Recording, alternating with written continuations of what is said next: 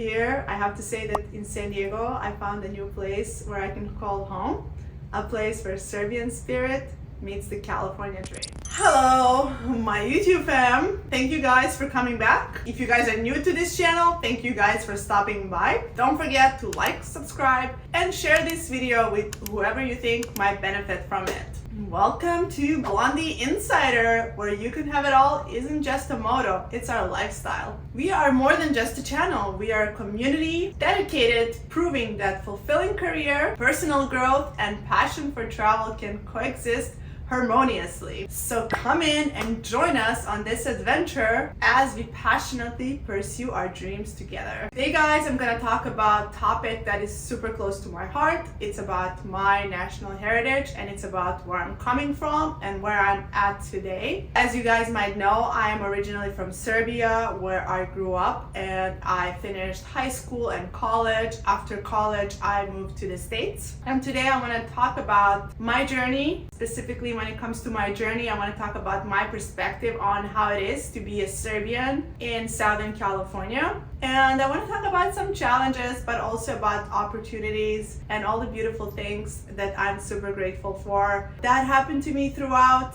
and during this journey. If I could title this video, and I think I'm going to have a blog post in the same manner, it's going to be Finding Home in San Diego, a Serbian's perspective on life in Southern California. So let's jump into it. Moving from Serbia to San Diego wasn't just a straight line move. It was like a lot of things have happened before I ended up in San Diego. And I have to say that before I moved to San Diego, I lived in New York City for a couple of years.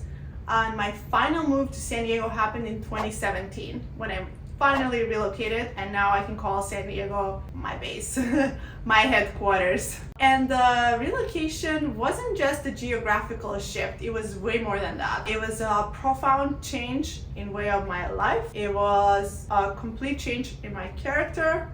It was really affected me on all levels and introduced me with a lot of new opportunities, a whole new culture. As a Serbian navigating these changes, I've encountered many challenges down the road, and I do want to take you now on this journey, how it is to be a Serbian in Southern California. I want to start with cultural integration and embracing diversity. As someone who was born and raised in Serbia, we haven't been exposed to a lot of diversity growing up. We've had some different religions surrounding us, but even that was very minor. There were no different cultures, no different nations. It was just one nation, and the most diversity we would see would be when we go to Bosnia or Croatia. It's all the same people, we just have different accents and dialects. Moving to the States in general was a big cultural shock to me because I wasn't used to seeing all different cultures, like Asians and Africans and Europeans and South Americans and North Americans, and it's like a lot of like all these people. It's like a melting pot of everyone in one place. It did come off as a minor challenge at the beginning, but I slowly learned to embrace it because as someone who loved traveling from early age, I traveled a lot. I did travel mostly in Europe before I was 18, and I always found traveling to be very, very fulfilling to me in ways that I would meet new people, I would learn from them, I would embrace their culture. It would be an extremely rewarding adventure, rewarding experience for me. So this melting pot of cultures and nations and religions that United States has to offer was a big wow to me, because I was like, oh my god, everyone has a story to share, and I want to hear their stories. I want to learn from them. I want to see who they are, what they are. I want to see what kind of food they like to eat. I want to see places they like to go to. I want to see their habits, their rituals. I want to see what it is I can learn and embrace from them. So that did not come off, maybe came off as a challenge at the beginning, but I slowly embraced it as a benefit, as something rewarding, something that I could really benefit from. And I have to say that the initial shock from navigating in this new environment gradually did transform into appreciation for being able to experience all of this, engage into different cultures and people from all different places, from all different countries in the world. Next, I want to talk about is navigating language and finding my voice. I am so grateful that my parents could afford me taking English lessons from early age. I started learning English, I believe I was 7 years old. It was not that common to have English classes in school back then. They slowly started implementing more and more English classes. Private classes were kind of expensive, and they still are, I'm sure. And that was the only thing my parents really made me do. They didn't make me do anything else. They didn't make me go do sports. They didn't make me go do like extracurricular activities. They only had me do English classes from an early age, and I'm super grateful for that. So I took a lot of Cambridge private classes, so I had all Cambridge certifications. I also, later on, I did a lot of school exams, competitions. I was a really good student all the way up until I think high school when things went south. I'm just kidding. I mean, we all go through these phases. I guess it's normal. But what I'm trying to say is that I had background. I had a really good background, solid background of English knowledge. But it's not the same. Like learning in school and actually speaking the language, it's like two completely different scenarios. Because when I first moved to the States, I was like, I could not say a word. I was like, I completely forgot all my English, and it would be hard for me to even construct a couple of sentences. I even knew slangs, I knew different accents because I watched a lot of TV shows, and I grew up like watching Friends and X-Files and South Park. So I even knew all the slangs and funny words, but I think that I was just so scared and intimidated that I couldn't say a word. And it took me like a couple of months to kind of like get the confidence and start speaking to people. And then I realized, oh wow, I really know this.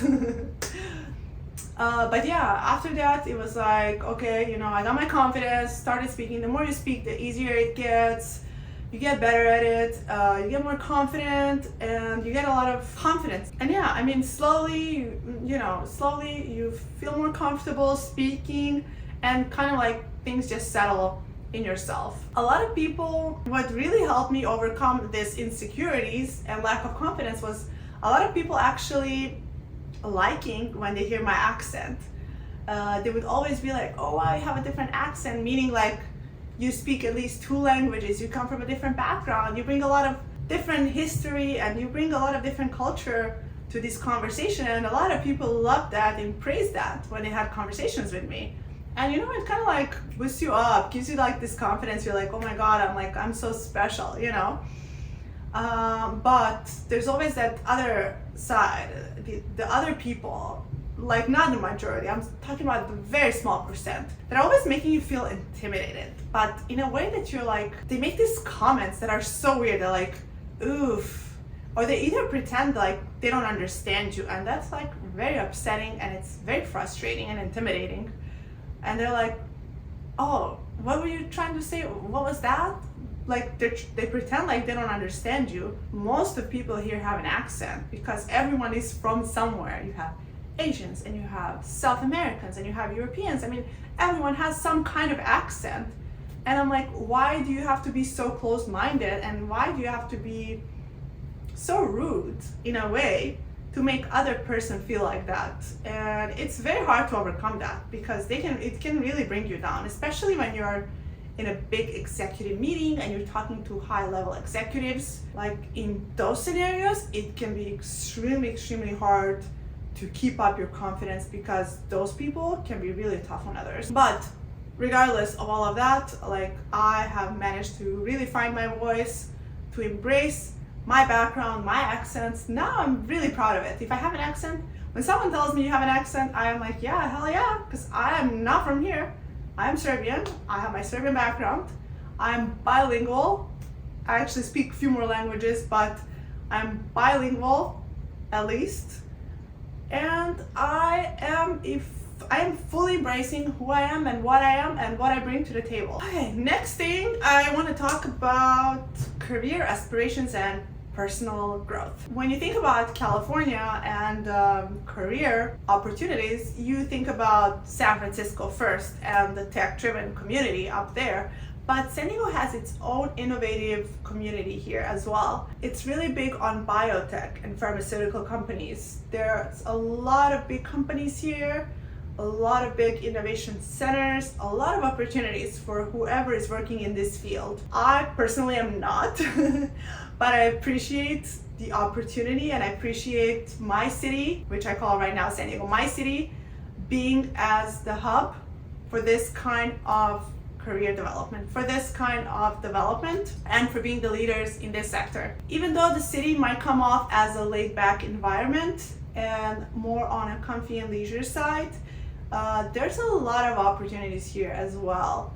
I can say that in general, San Diego, compared to New York City, is not as fast-paced and it's not as career-driven, because people here, besides having career and those growth and development aspirations, they also try to balance their lifestyle so they can have a fulfilling life while also chasing their careers and dreams. So that I appreciate really about San Diego. San Diego has taught me how to balance my life and how to live a more laid-back lifestyle. Next, I want to talk about Serbian traditions. As someone who was not born here, who relocated here, I always carry a piece of my culture within me.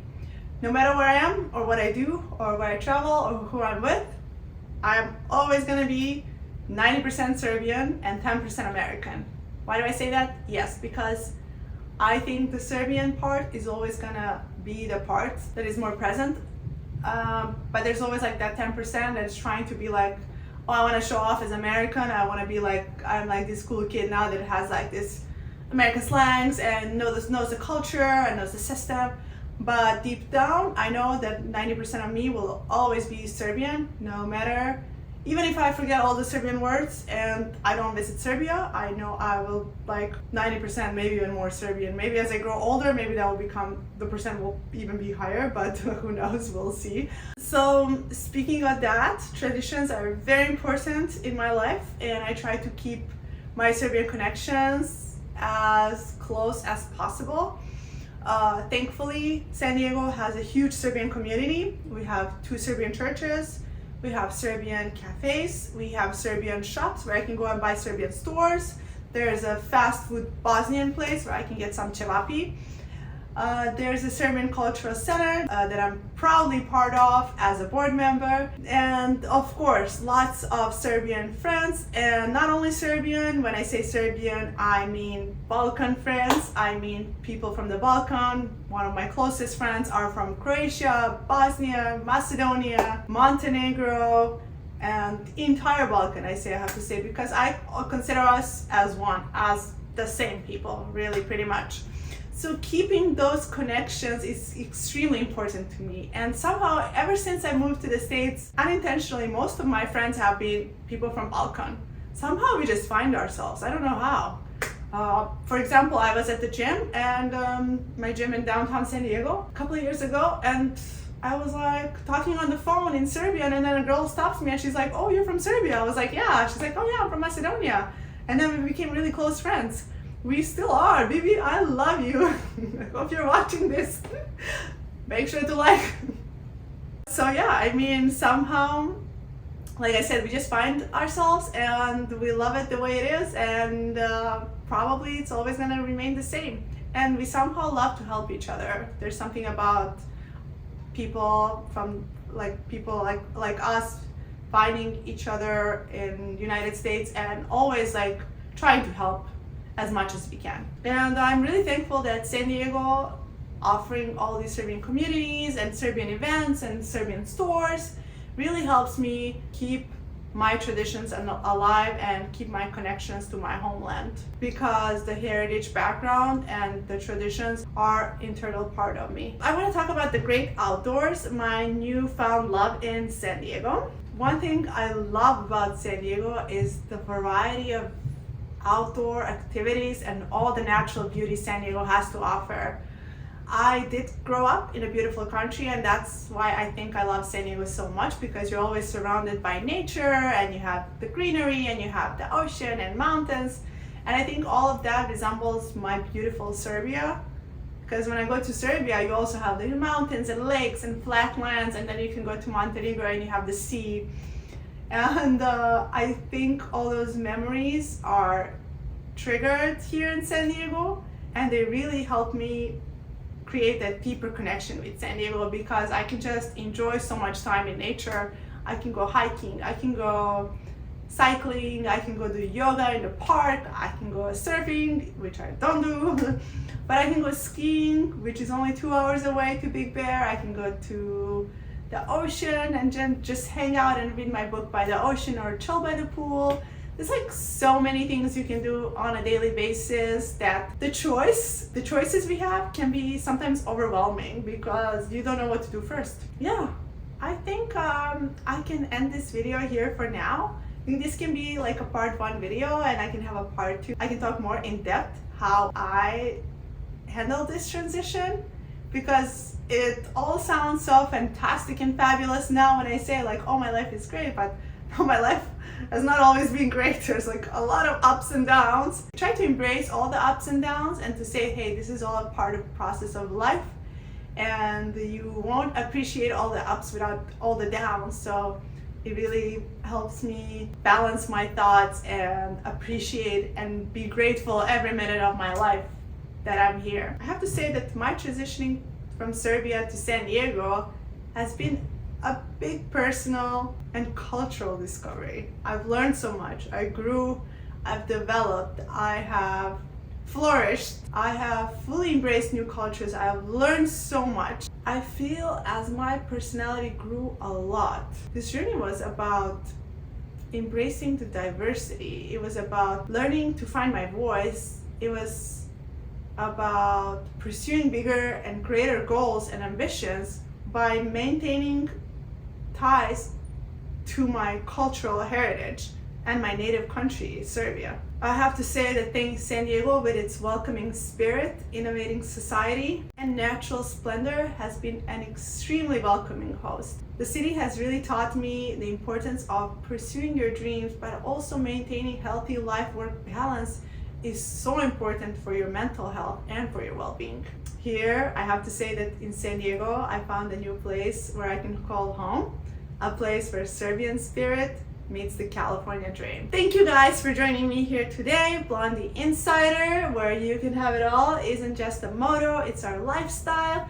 Don't forget to like, share, subscribe, and comment on this video. Feel free to reach out to me if you have any additional questions, if you have any ideas for another video. I would love to hear that. Please don't forget to stay connected to us to hear what's coming up new. I'll try to post more videos about my transition from Serbia to United States. Stay connected with us as we explore, learn, and grow together.